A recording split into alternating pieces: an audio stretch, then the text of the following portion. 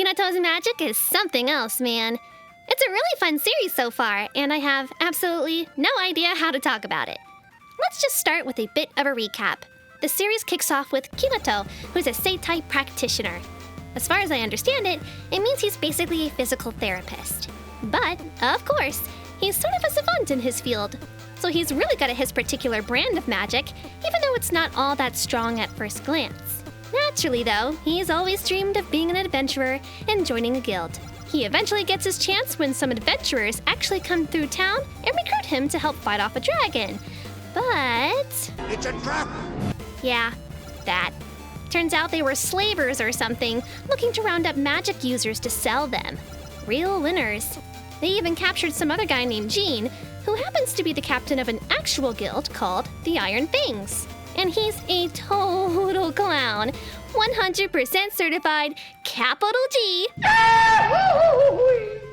Goofy. He's also, like, stupid strong, because that's always how it goes in these stories, isn't it? Anyway, Kinato gets them out, Gene does what Shonen Jump mentors always do to low-level grunts, and... yeah... Turns out there really was a dragon, but it's okay because this is the first chapter of a shonen manga, which means Kinato pulls some creative use of his seemingly lame power out of his butt and takes out the dragon himself. Also, Gene helped, I think. From there, Gene invites Kinato into his guild, which Kinato accepts alongside his childhood friend, Line, whom I also like. Gotta respect the hustle. And a lot happens, but also not a lot. I guess the best way to describe it would be that the series has this feeling of forward momentum to it, but the actual story is just casually meandering along and not really trying to keep up. It seems like every chapter introduces some new character or group or concept, but things blow by so quickly that you don't really sit with anything for very long to let it all settle. In Chapter 2, Kinato does this assessment to become an adventurer and is given basically the worst possible rank you can get. Ain't he special?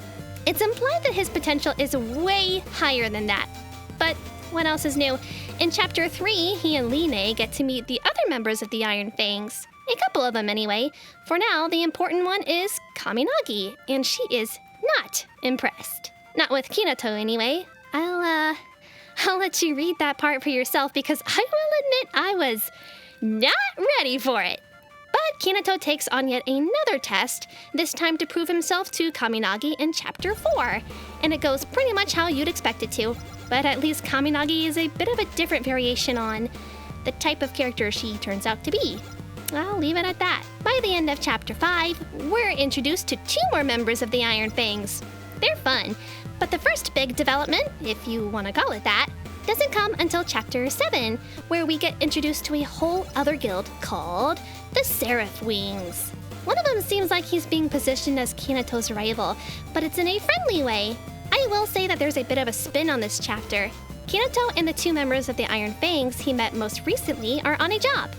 I thought that the Seraph Wings were going to wind up being there to do the same job, or even a job that was directly contradictory to theirs. But nope, just a totally different job that happens to be related. Makes sense, though, because bad guys have a way of closing in, and this would be that time. After the 2 guilds complete their missions and the town's celebrating, a trio with nebulous motivations shows up to wreck the place. It's implied that these guys are part of some group that's going around hunting magic users. It's a good start to some sort of proper story, but until we know what they actually want, it's hard to really interrogate the greater themes of the story. So far, it's just a lot of the typical, you gotta surpass those limits and I wanna help people stuff. You know how it goes by now. It's fine, but that obviously isn't the meat and potatoes of this series, and I'm wondering if they're just trying to fill us up on bread. Kinato and the others in the 2 guilds put up a fight, but the whole thing ends in sort of an anticlimax. I get why though. It doesn't really bother me. Set up for the rematch later, yada yada. And that more or less brings us to where we are now in Chapter 15. After that whole thing where Kinato did a deku on himself, twice, he wants to get stronger, so they've just finished setting up a training arc with the secret secret women village. The series has a lot going for it. Fun comedy for one, and I've said this before, but it feels like a lot of plucking Midoriya out of My Hero Academia and plopping him into Black Clover. And that's not necessarily a bad thing on its own. I just worry that the story might struggle to hook people if they lean too hard on the parts that feel derivative and don't focus enough on what makes the story stand out. The main thing helping it feel at least a little fresh is that it's remixing some tropes we've seen 1,000 times. But I honestly prefer it remix the story a bit more. It's sort of coasting on humor with me otherwise, but maybe it'll surprise me later. For now, I've been Rila. This has been a Bulletin Mini, and stay tuned!